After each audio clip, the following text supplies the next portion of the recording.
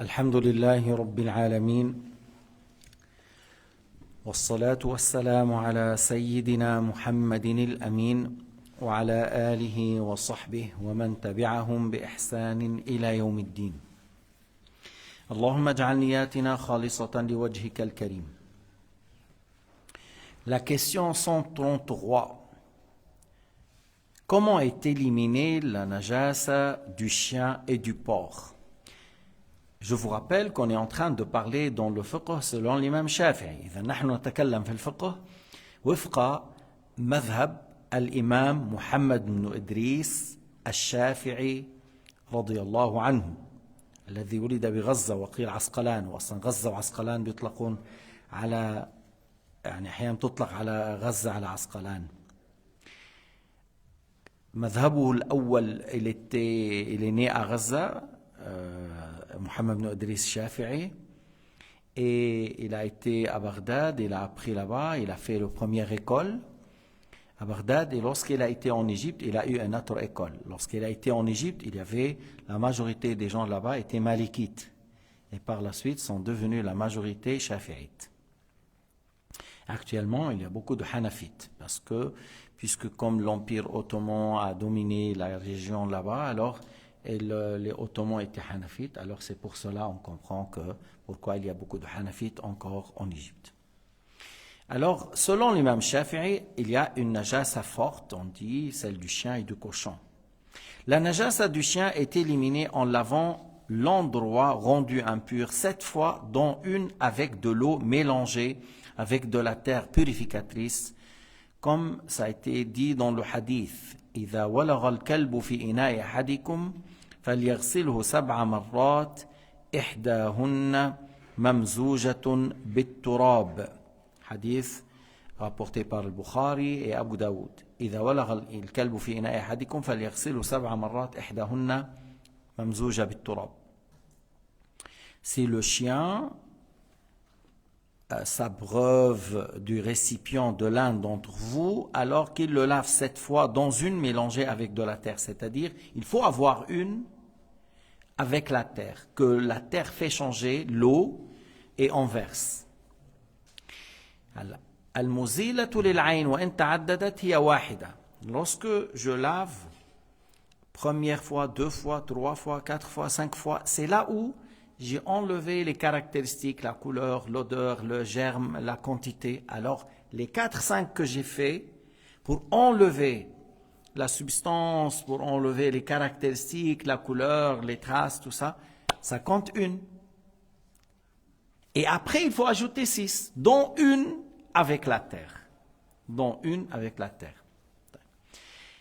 لو أني غسلت هذه النجاسة 7 غسلات كلها ممزوجة بالتراب يصح، لأن التراب إذا كدر الماء لا يزيل طهوريته. Si je lave la najasa du porc ou du chien 7 fois, tous sont mélangés avec la terre, c'est valable. Pourquoi? Parce que la terre, lorsque ça rentre dans l'eau, ça ne change pas l'état purificatrice de l'eau. C'est pour cela que je peux laver 7 fois avec de la terre. Alors, parce que c'est une question, l'imam Shafi'i a dit, le Nabi a parlé de la bouche, la salive du chien. Il a dit, mais si on regarde dans le corps, la bouche, c'est l'endroit où on surveille le plus la propreté. Et Sayyidina Muhammad nous a demandé de laver 7 fois. Alors le reste du corps du chien a plus forte raison, puisque le chien, la bouche, c'est l'endroit où elle est le plus propre et on doit laver 7 fois. Alors à plus forte raison, tout le reste du corps, c'est le même jugement. Si le chien rentre dans l'eau, puis après il secoue son corps, puis après il t'arrose avec l'eau, alors il faut laver 7 fois avec une mélangée avec la terre. طيب. وإيش يقول الإمام مالك? Qu'est-ce qu'il dit l'imam Malik à ce sujet? L'imam Malik a dit qu'on lave avec de l'eau et 7 fois et avec une de la terre parce que le prophète nous a ordonné de le faire. Et ce n'est pas parce que le chien est impur. Le prophète n'a pas dit le chien, il a parlé de la langue du chien, de la salive du chien, et c'est une question d'hygiène que le prophète nous a conseillé de faire. Et actuellement, si on fait la recherche et la sagesse, et qu'est-ce qu'ils disent, les médecins, et pourquoi la salive et la bouche du chien, tout ça, alors ils disent il y a une bactérie mortelle. Une bactérie mortelle qui vient de la bouche du chien. Que des fois, ça peut tuer des gens. Et lorsque tu laves avec la terre, ça enlève cette bactérie. Et selon les Malik, le chien, il n'est pas une impureté. Même le cochon, pendant qu'il est vivant, le chien pendant qu'il est vivant, le cochon pendant qu'il est vivant, ce n'est pas une impureté. S'il meurt, il est impur comme les autres animaux. C'est ce qu'il dit l'imam Malik. De là, ça nous donne une facilité ici en Europe parce que ces gens-là, ils ont des chiens et ils mangent le cochon. Et ils ont les chiens et ils mangent du cochon et ils rentrent dans les restaurants. Est-ce que tu vas laver la tasse cette fois avec une de la terre? Est-ce que Imam Malik, dans cette question, il a une grande tolérance. Mais ça n'empêche pas que tu es Shafi'i et voilà. S'il y a une impureté du chien, il ne faut pas l'avoir compliqué parce que la najasa normale, nous, des fois, on lave 4-5 fois. Des fois, une najasa normale, on lave 5, voilà, et il reste celui du chien 7 fois avec une de la terre. Et le fait de mettre de la terre dans l'eau et secouer, l'eau a subi un changement, ça suffit. Et puis après, on lave. Merci.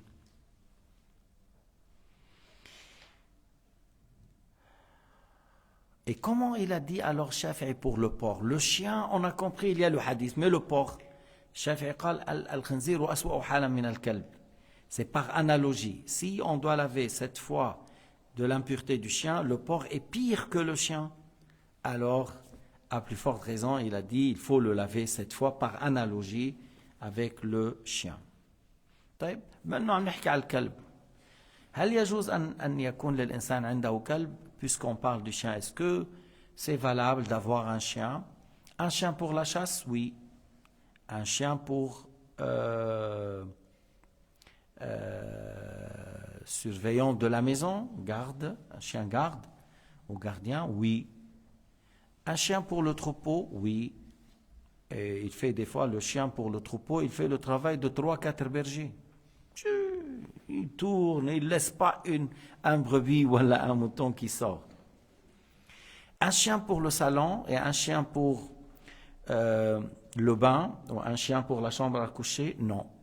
C'est interdit dans l'islam d'avoir le chien pour vivre avec nous dans la maison. C'est interdit. Est-ce qu'on peut vendre le chien? L'imam Shafi'i dit même s'il est dressé, même si c'est un chien de chasse, un chien de garde, un chien de mouton, on ne peut pas le vendre. On peut l'avoir, mais pas par une vente, parce que c'est impur, on ne peut pas l'acheter. Et les autres imams, comme Abu Hanifa, il a dit, s'il est dressé, on peut l'acheter. On peut l'acheter. Combien de chiens ont sauvé la vie de l'être humain? Combien de chiens ont sauvé la vie de leur maître? Il y avait un chien qu'il a vu qui a tué son maître. Tu vois, personne tuée, il avait le chien avec lui. Il a vu. Et puis, on n'a pas pu savoir qui a tué. Le chien est revenu, le maître, il n'est pas là. Il est mort, on l'a trouvé mort. 10 ans après, ou quelque chose comme ça, 5 ans, 10 ans, des années après, le tueur a passé dans le quartier. Il a passé dans la route, voilà. Il a vu le chien et il a sauté au-dessus. Et il a commencé à aboyer, à attaquer. Mais qu'est-ce qu'il a? Le chien là, il n'est pas attaquant comme ça. Il n'a pas attaqué tout le monde sauf toi. Viens, on a besoin de toi. On a fait l'enquête, on a trouvé que c'est lui, le criminel, qui a tué. Alors, et le chien, on ne le déteste pas dans l'islam, mais il y a ce hadith, c'est pour cela il y a cette question d'impur ou pas, il y a une divergence, mais il peut servir. Allah subhanahu wa ta'ala a dit ويقولون سبعة وثامنهم كلبهم قل ربي أعلم بعدتهم ما يعلمهم إلا قليل. C'est-à-dire les 7 personnes qui ont été dans la grotte et le chien les a suivis. Ils ont eu peur que le chien, il va aboyer, il va leur dire. Alors, Allah a fait parler le chien, il a dit non, je ne vais pas. Il a parlé, il a dit non, je ne vais pas faire des choses pour... Voilà, alors ils l'ont pris avec eux. Et il est rentré dans la grotte avec eux.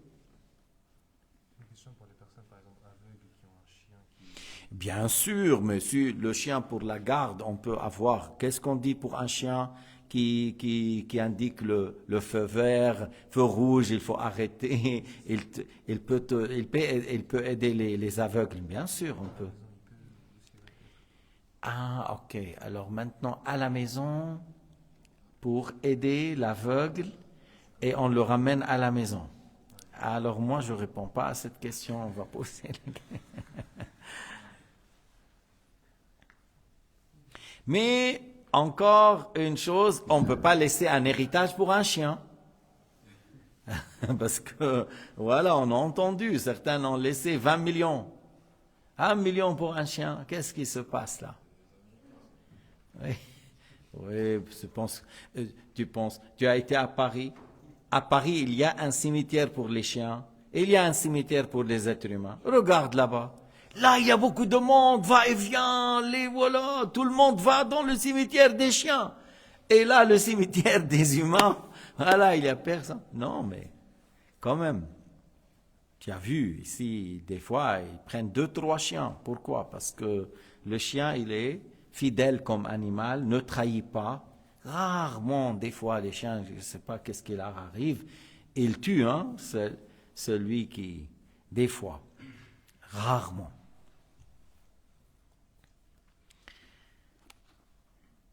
La question 134. Donne un exemple de najasa tolérable et de najasa non tolérable pour la prière. Il y a une najasa tolérable. Si je prie avec, la prière est valable, comme un peu du sang, un peu de pu. Tu as un furoncle, tu as un bouton là, puis après ça sort un peu de pu, un peu du sang sur l'habit. Une petite quantité du sang ou de pu, c'est tolérable, n'est-ce pas? Et il y a une najasa non tolérable, comme un peu d'urine ou de l'alcool. Non, c'est non tolérable.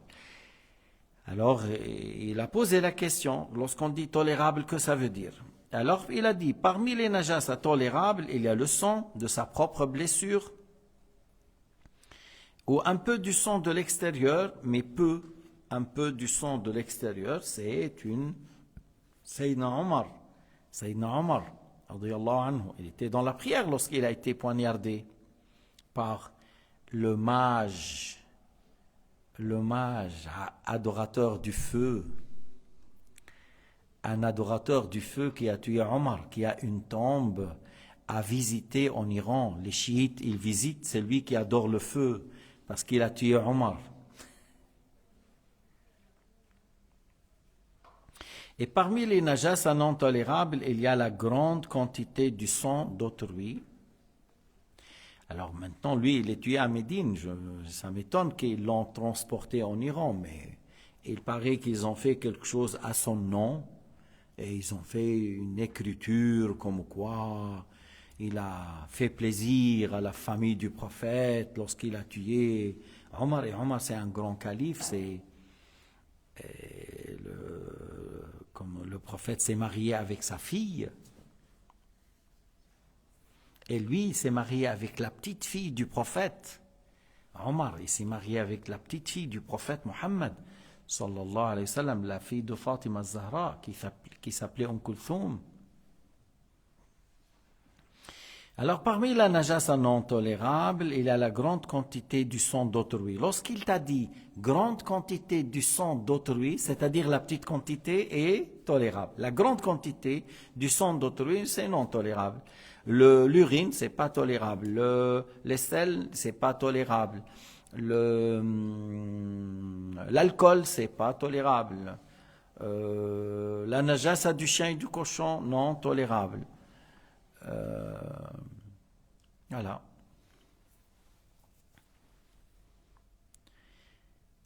La question 135. quand est-il une condition que ce soit l'eau qui arrive sur la najasa? Quand est une condition que l'eau passe, qu'il vient vers la najasa pour enlever? Parce que tu sais que lorsque tu veux laver une impureté, il ne faut pas que tu mets l'habit ou la najasa dans une petite quantité d'eau. Par exemple, si j'ai sur la manche une najasa, alors c'est pas valable de mettre ça dans un seau d'eau et je lave à l'intérieur. Parce que la najasa, elle va affecter, souiller, ou elle aura un effet sur l'eau. Et c'est une petite quantité, alors tout l'eau devient impure, c'est une petite quantité. Alors, lorsqu'on parle d'une petite quantité d'eau, il faut que l'eau arrive sur l'impureté. Il faut verser l'eau sur l'impureté. Ou il faut que l'eau passe sur l'impureté, qu'il soit d'une robinet, qu'il soit un jet d'eau. Voilà, des fois il y a l'eau sort comme on dit nafoura, comme quelque chose qui sort avec pression. Voilà. Encore tu peux laver avec ça. Est-ce que l'eau sort du haut en bas, ou du droite à gauche, ou du gauche à droite, ou du bas en haut, l'eau, il arrive et il enlève l'impureté, c'est valable. Alors il est une condition que ce soit l'eau qui arrive sur la najasa pour l'éliminer, si l'eau est une petite quantité, c'est-à-dire j'ai 1 litre d'eau, j'ai une bouteille d'eau, une demi-litre d'eau, et il y a une impureté, il faut que je verse. Il faut que je verse. Jusqu'à que il n'y aura plus rien. S'il n'y a plus rien, alors une seule lavage suffit, et c'est sunna d'ajouter encore 2.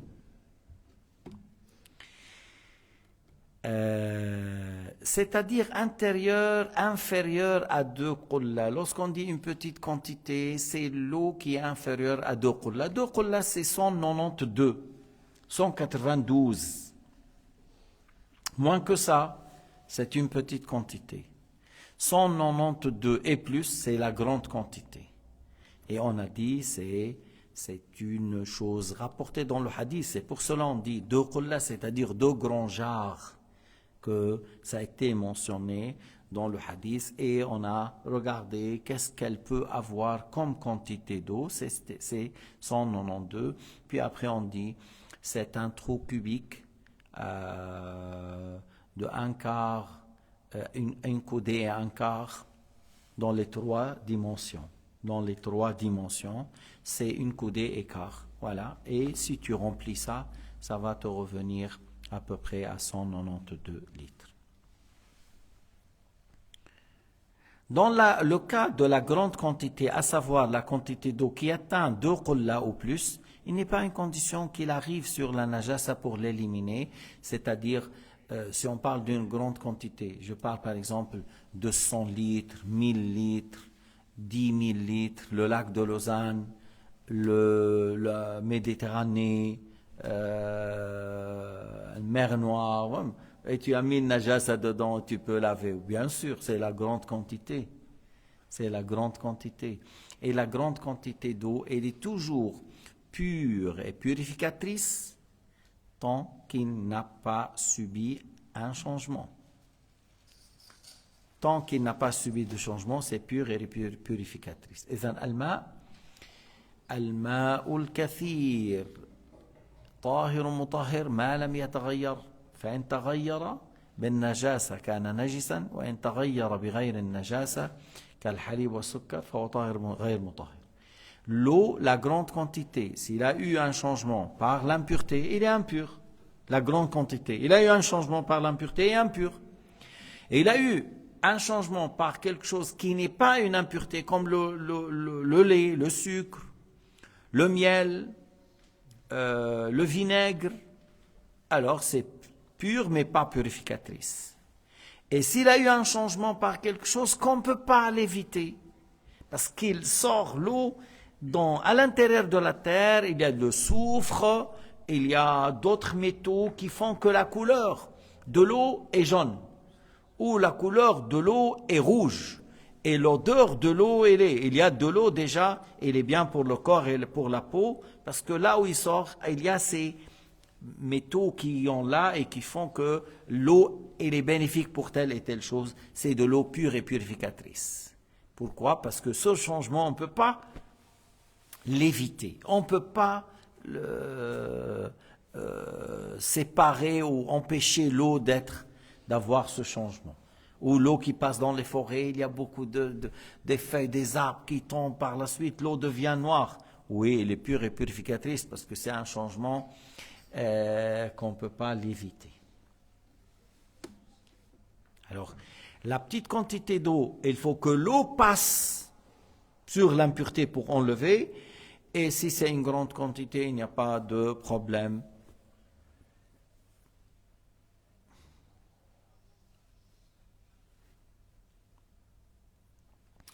Question 136. Citez les conditions qu'il est indispensable d'observer pour la validité de la prière.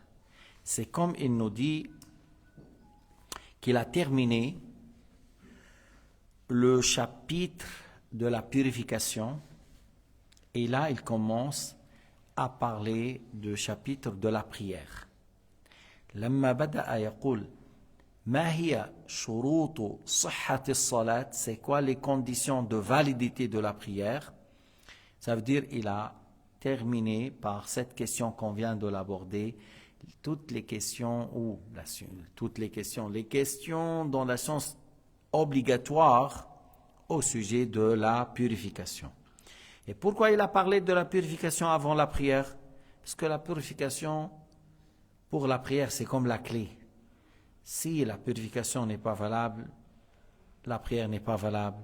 Et celui qui veut prier, il commence par quoi? Enlever l'impureté, faire la toilette intime s'il y en a, puis faire le wudu, faire l'eau de la douche. Voilà, toutes ces choses-là, il faut les faire à l'avance. Et la purification, c'est une chose très importante dans l'islam.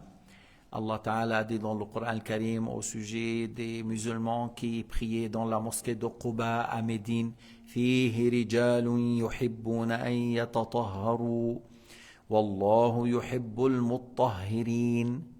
Dans cette mosquée, il y a des gens qui aiment se purifier et Allah agrée ceux qui se purifient.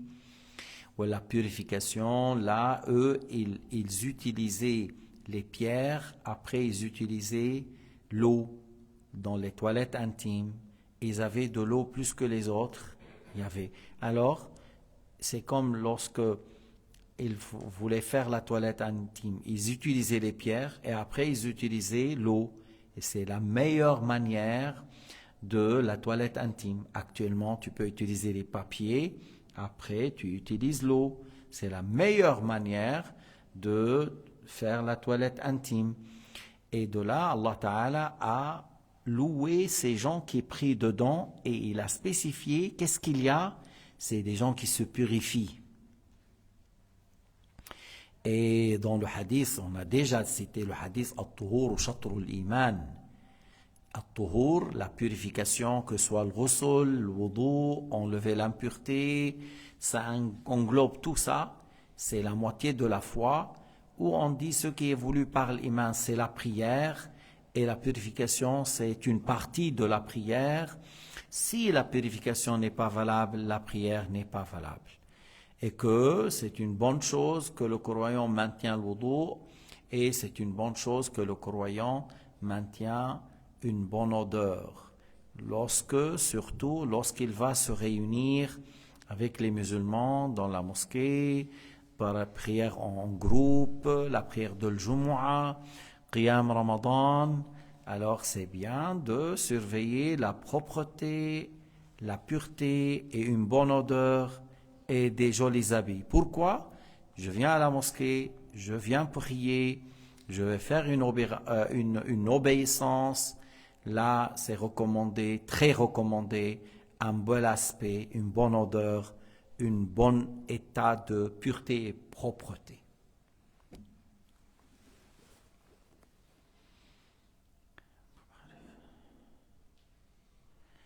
des gens, je ne sais pas, des fois,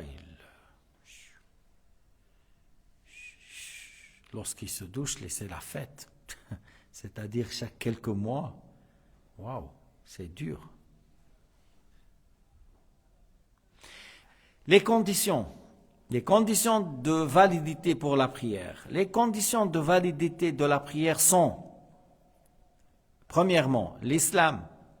Oui, celui qui veut faire la prière, il faut être musulman. Je ne peux pas dire à un non-musulman, viens prier.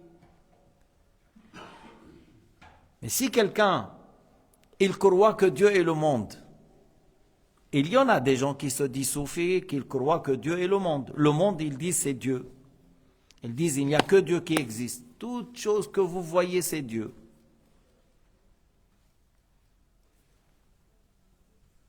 Ils croient que tout ce que tu vois,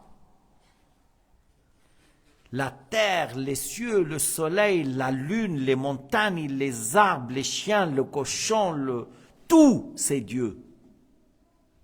C'est la grande mécréance. J'ai vu, moi et Hajj Kaaba, on a vu des gens comme ça, qui sont venus. Soi-disant, dit Bismillah, Alhamdulillah, Allahu Akbar, la prière. Mais celui-là, s'il fait la prière, il devient plus kafir. Il devient plus kafir. Pourquoi? Parce qu'il est en train d'adorer les chiens, le cochon. Être musulman, pour que la prière soit valable, c'est lui qui n'est pas musulman. Même s'il le dit, il dit qu'il est musulman, mais il n'est pas musulman. Comme Al-Wahhabiyin qui disent Allah est encore assis sur le trône, il est lourd. Il dit comme ça, j'ai vu quelqu'un, il dit Allah est lourd. Il dit Allah est lourd. Lorsqu'il se met sur le trône, on entend le bruit. Il est tellement lourd.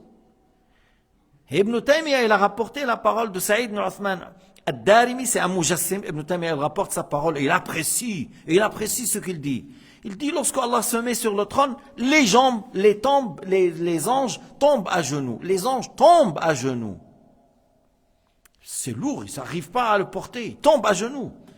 Il a dit, Allah leur inspire de dire la hawla wa la quwwata illa billah. Lorsque les anges disent la hawla wa la quwwata illa billah, ça devient léger. Sinon, ils ne peuvent pas le porter, ni les anges, ni le trône, ni les cieux, il n'y a rien. Mais s'il veut, il peut se mettre sur un moustique. Et le moustique le porte où il veut. Par sa puissance. Ça, c'est la parole de Uthman Saïd Darimi. Il dit, s'il veut, il se met sur un moustique. Le moustique le porte où il veut, mais ça par sa puissance. Ibn Taymiyyah rapporte ça dans son livre Talbis al-Jahmiyya. Il a un livre intitulé, imprimé en Arabie Saoudite, Talbis al-Jahmiyya, à la page 127 ou 243. Pourquoi ces deux pages? Parce que de toute façon, il y a deux kufr dans ces deux places. Dans l'un, il dit telle parole. Dans l'autre, il dit, mais Allah Ta'ala, il peut toucher le trône, les kuffars, les diables, peut toucher toutes ces choses-là. Nous, on a dit, il ne les touche pas. L'impureté, il peut toucher, il a dit l'impureté et les diables. Mais on dit, pourquoi on a dit, il ne touche? Parce que les diables sont maudits, c'est pour cela qu'il ne les touche pas. Et l'impureté, c'est loin, tout ça. Mais il a dit, il peut, parce qu'il croit que Dieu est un corps. Lorsqu'il croit que Dieu est un corps, alors il a dit, il peut toucher le trône, les impuretés, les diables, tout ça. Ce sont deux kufrs qui se trouvent dans le livre Talbis al-Jahmiyya, imprimé en Arabie Saoudite, à la page 127 et à la page 243. Il y a d'autres encore kufr. Il y a d'autres kufr encore. Dans le même livre-là, il y a quelques centaines. Alors celui qui croit que Dieu est un corps, on ne peut pas dire « Viens prier avec nous ». Mais lui, il croit que Dieu a un corps. Tu ne peux pas dire à un kafir « Viens, adore un corps ». Tu ne peux pas lui donner de l'eau, tu ne peux pas lui donner de le tapis. Pourquoi? Parce que tu l'aides à faire le kufr. Lorsque lui, il adore une image, lorsqu'il adore une créature, il a fait le kufr. Tu ne peux pas l'aider à faire le kufr. Lorsqu'il adore une image et il a fait le kufr, tu ne peux pas l'aider. Si quelqu'un, il adore Bouddha, supposons, il adore un statut, te dit, tu vas au marché, passe à la maison, j'ai oublié mon Dieu là-bas. C'est comme lorsque l'autre, il a dit, Moussa, il a oublié le veau, tout ça. Il a dit, c'est votre Dieu et le Dieu de Moussa. Moussa, il l'a oublié. Alors, voilà, il te dit, mon Dieu, je l'ai oublié dans ma maison. Tu peux passer, je vais l'adorer. Alors, tu vas pas lui dire, oui, je suis un homme, quand même, c'est mon voisin, je veux lui ramener son Dieu. Et tu lui ramènes un statut pour l'adorer. Aider la personne à faire la mécréance, c'est de la mécréance. Et si ta voisine qui est très gentille avec toi, de temps en temps, elle t'offre de chocolat Lindt, des fois du bon fromage gruyère, elle te dit, écoute, tu vas passer à la COP, tu peux me ramener telle sorte d'alcool. Non, tu dis non, je vais te ramener de Lindt. Comme tu me ramènes de Lindt, je te ramène de Lindt. Ou un bon fromage, je suis d'accord. Mais alcool, non, je ne peux pas ramener. On est d'accord. Pourquoi? Parce qu'on ne peut pas aider à faire un péché. Mais si on dit, mais si elle est les chrétiennes, elle boit l'alcool, les chrétiens boivent l'alcool. Oui, mais ils sont tous concernés par Sharia de Sayyidina Muhammad. C'est haram pour nous, c'est haram pour eux. Dans notre Sharia, c'est haram pour eux, c'est haram pour nous. On ne peut pas alors ramener l'alcool à notre voisine chrétienne, mais on peut ramener autre chose. Je peux prendre son chat au vétérinaire, elle veut lui donner un vaccin. Oui. On aime les chats, il n'y a pas de problème. On peut aider dans le halal, mais on ne peut pas aider dans le haram. Et on ne peut pas aider non plus dans la mécréance. Quelqu'un, il veut adorer un statut, on lui ramène le statut. Et quelqu'un, il croit que Dieu, c'est le monde et moi je lui ramène l'eau et le tapis. Pas du tout, parce que celui-là, il est en train de faire le kufr. Et il est en train d'adorer les chiens et le cochon. Je ne peux pas l'aider. Je ne peux pas l'aider. Tu lui dis, non, tu n'es pas musulman, je ne peux pas t'aider. Tu n'es pas musulman. Moi, à l'époque, 40 ans en arrière, quelqu'un il a prétendu qu'il est un prophète, tu vois. Et, alhamdoulilah, je l'ai écrasé complètement devant les gens dans un débat, je l'ai écrasé. Après, lui, il a dit, oui, c'est le Maghrib, je vais aller prier. J'ai dit, c'est toi, tu es kafir, toi, tu ne pries pas, toi, assez, tu es kafir. La prière n'est pas valable de toi. Alors, être musulman, c'est une condition de validité de la prière. Si la personne n'est pas musulmane, la prière n'est pas valable. Même si lui, il pense qu'il est musulman, c'est pas que toi tu penses, il faut que tu sois réellement musulman. Celui qui insulte Dieu, c'est pas un musulman. Celui qui insulte un prophète, il n'est pas musulman. Celui qui se moque des lois de l'islam, il n'est pas musulman. Celui qui insulte les anges, il n'est pas musulman. Celui qui dit l'être humain crée ses actes, c'est pas Allah qui a créé nos actes, ce n'est pas un musulman. Allah, le créateur de toutes choses, nos actes sont créés par Allah. Il ne faut pas dire qu'il y a certaines créatures qui créent. Même les anges ne créent rien. Même les anges ne créent rien. Même le djinni de Aladdin, et Ali Baba et le fanous, le fanous là. Hein? De Aladdin, là, où tu frottes, il se sort le grand djinni, là, il ne crée rien, là. Et il ne crée rien, parce que dans les films américains, ils te le montrent comme celui qui fait... Non. Ils peuvent faire du travail lourd. Ils peuvent porter des rochers. Le diable, au temps de Salomon, il a dit, je peux ramener le trône de la reine du Yémen en Palestine en quelques heures. Voilà. C'est une chose, il va le ramener du loin, voilà, il est grand. Oui, ils peuvent faire des choses lourdes, mais ils ne peuvent pas créer. C'est Allah l'unique créateur. Alors l'islam, c'est une condition. De toute façon, après, il y a des détails pour certaines conditions, mais on va citer l'un après l'autre. Et il a dit savoir que le temps de cette prière a commencé. Pour rentrer dans la prière de Maghrib, il faut être sûr que le Maghrib est rentré. Pour faire la prière de Zuhr, il faut être sûr que le Zuhr est rentré. Pour faire la prière de l'Asr, il faut sûr que le Asr est rentré. Pour faire la prière de l'Isha, il faut être sûr que le temps de l'Isha est rentré. Et le temps de l'Isha, quand est-ce qu'il rentre? Après la disparition de la lueur rouge, la lueur rougeâtre. Okay. Et actuellement, la lueur rougeâtre, ça prend combien de temps? Actuellement, c'est 1h35, 1h40 bientôt. Le Maghrib à 9h et le Isha c'est à 10h35. Et vers le mois de juin, on va aller 11h20, 11h25, le Isha. Bon, mais il y a quelqu'un à Vevey, à 10h, on fait le Isha. 10h30 ou 10h, voilà. Comment? Voilà, à Vevey, pourquoi? Pourquoi tu vas faire 1 heure avant le temps? Qu'est-ce que tu as comme argument? Si tu es voyageur, alors tu n'as pas besoin d'attendre à 10h, c'est pas valable d'attendre à 10h, tu fais le Maghrib à 9h30, tu avances le Isha et tout de suite tu fais le Maghrib et le Isha. Tout de suite, parce que tu es voyageur. Si tu es malade, encore il y a un avis pour le maladie, encore on peut avancer le Isha avant que le Maghrib, je suis malade, j'arrive pas. Il y a un avis qui dit, il y a une excuse quelconque, comme les enfants qui veulent aller à l'école, et si tu vas le laisser jusqu'à 11h30, il va pas tenir. Et on dit, il y a un avis, tu dis à ton fils, voilà, dès que May rentre, commence, voilà, le Maghrib, tout de suite, tu fais l'intention d'avancer l'Isha, tu fais l'Isha avec le Maghrib.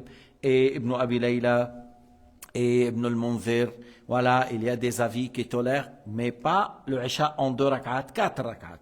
Parce que le Isha en 2 lorsqu'on est en voyage. Et nous, on ne veut pas faire d'une manière que les enfants après fuient de la prière, tout ça. Il y a cette tolérance, certains imams, et je parle de mai, juin, surtout à l'école, il y a tout ça, voilà. On peut leur dire cet avis. Mais que tu veux faire le Isha à 10h ou 10h30 et en réalité c'est 11h30, ça va pas ça. On était en Guinée, j'ai fait une session, il y avait quelques imams qui sont venus de plusieurs villes, villages. J'ai expliqué l'entrée du temps de la prière de Zuhr et de l'Asr. Alors le Zuhr, on a mesuré l'ombre du zénith, on a pris un stylo, un crayon de 17 cm, alors l'ombre du zénith c'était 7, ok, calculé, 7 à côté. Vers le Asr, il y a le azan à côté de nous, d'une mosquée à côté de nous, alors je dis voilà, on va voir. Alors maintenant, le crayon 17 et l'ombre du zénith 7. Alors le Asr rentre quand? Lorsqu'on a l'ombre de 24, 17 plus 7, où tu dis, j'enlève le 17, le reste, il faut qu'il soit 7. Parce que l'ombre de zénith, il faut enlever. L'ombre de zénith, il faut enlever. Alors, les 7, il faut enlever, le reste, il doit être équivalent à l'objet qui est 17. On a fait? Non, ça n'a pas rentré. Ça n'a pas rentré. Et l'ombre de l'objet et l'ombre de zénith n'est pas prise en considération. Et c'est faux. L'ombre de zénith, des fois, il est 2 fois l'objet. Deux fois, ça dépend le pays. Et j'ai découvert que ces gens-là, ils ne connaissent pas l'ombre de zénith. Et c'est une chose essentielle. Et parce qu'ils n'ont pas appris chez le fuqaha, ils ont entendu dans le hadith, le asr rentre lorsque l'ombre est égale à l'objet. Oui, lorsque l'ombre est égale à l'objet, c'est-à-dire l'ombre en dehors de l'ombre de zénith. Ça, il ne faut pas le calculer. L'ombre de zénith dans certains endroits 0, dans certains endroits 1 cm, dans certains endroits 2, 3, 4, 5. En Suisse, dans le mois de février, l'ombre de zénith, tu sais c'est combien? 2 fois et demi. Si tu as un objet de 20 cm, un crayon 20. L'ombre de zénith, c'est 50. Il faut enlever tout ça. Et il faut le reste soit 20. C'est-à-dire, il faut avoir l'ombre pour le asr, il faut avoir 70. L'ombre de zénith 50 et l'ombre de l'objet 20. C'est là où le asr rentrait. Et nous, on a trouvé que ils font la prière depuis des années pour le asr 40 minutes avant l'heure. La prière n'est pas valable. Tu ne peux pas trouver quelqu'un qui dit cette prière est valable depuis la Chine jusqu'à l'Amérique. Il n'y a pas. Sauf si quelqu'un il va dire de sa tête, mais dans la science, ce n'est pas valable. Tu as fait avant l'heure. Alors c'est pour cela qu'il a dit savoir que le temps de la prière est rentré Et dans ça, il faut apprendre comment le Asr rentre, comment le Dhuhr rentre, comment le Subh rentre. Tu dis, mais on a le calendrier, barakallahu fikum, à la mosquée de Lausanne, moi j'ai l'application Bilal, l'autre il a l'application Zaïd, l'autre il a l'application Omar, l'autre il a l'application mosquée, l'autre il a l'application Mawaqit, écoutez bien le jugement. Toutes ces applications, s'ils n'ont pas été vérifiées et surveillées par rapport au soleil, par des gens dignes de confiance, on ne peut pas s'appuyer et se baser. On ne peut pas. Pour ce qui concerne la mosquée de Lausanne, les horaires de la mosquée de Lausanne, le calendrier de la mosquée de Lausanne, ça fait 40 ans qu'on travaille. On surveille, ça fait plus que 40 ans que les imams avant moi qui travaillent, ils travaillaient sur ça et jusqu'à maintenant, toujours, on est en train d'observer. Alors, c'est une chose observée visuellement, ce n'est pas un calcul. Alors, de là, on dit, des gens dignes de confiance ont travaillé, tu peux t'appuyer sur ça. Mais quelque chose, application non surveillée, un programme on fait, et puis, oui, il fait 1 degré ou 2 degrés du lever du soleil, ou des choses comme ça, ça change tout. Alors, on ne peut pas dire, j'ai vu à 10h05 le Isha rentre. Est-ce que tu as vu que la disparition de la lueur rouge? Tu as vu, tu as surveillé? Même si tu as nos calendriers et on t'a dit, c'est bien vérifié, c'est une grande obéissance d'aller chercher toi-même. Le Subh, le Cheikh Abdullah, il sait que nous, on a vérifié. À Beyrouth, il sait qu'il y a des savants qui ont travaillé. Et malgré ça, chaque jour, il sort et il regarde. Parce que dans le hadith, le prophète a dit, les meilleurs esclaves de Dieu sont ceux qui contrôlent les soleils, l'ombre, les étoiles, la lune et l'ombre pour la prière. Et lui, il faisait ça. Il surveillait tous les jours. Et il nous enseignait comment trouver l'heure de la prière, comment savoir l'heure de la prière par rapport au soleil. Alors, il faut savoir le temps de la prière. Si je suis rentré dans la prière, c'est rentré ou pas rentré? Bon, je prie. Allahu Akbar. Après, quelle heure est-il? 1h45. Ah, c'est bon, alors c'était à l'heure. C'est pas valable. Même si tu as fait à l'heure, mais lorsque tu es rentré, tu n'étais pas sûr. La prière n'est pas valable. Parce que tu n'étais pas sûr que l'heure de la prière est rentrée. Avoir, il a dit, comme faire face à la Qibla. Ça, c'est une question, il va le détailler après, c'est pour cela maintenant, se diriger vers le Qibla. Encore pour nous, à la mosquée de Lausanne, parce que même la misanine des femmes, on a bien travaillé avant de construire, parce qu'on a fait parallèle à la Qibla. Et ici, on a surveillé dehors, parce qu'il y avait beaucoup de ferraille. Si tu mets la boussole ici, il y a certains de nos frères qui viennent avec leur boussole, ils disent, mais la Qibla chez vous. J'ai dit, sors dehors, parce que la Qibla ici, à l'intérieur, il y a beaucoup de ferraille, surtout dans la dalle où tu es assis, là-haut. Et on a été là-bas, dehors, voilà. Et on a surveillé, et on a vu même avec l'étoile polaire. Avec l'étoile polaire. Mais lorsque tu rentres dans une nouvelle mosquée, alors il faut surveiller. C'est l'heure de Maghrib. دخل المغرب يا اوكي والله سبحانه وتعالى اعلم واحكم. Qui va faire le adhan?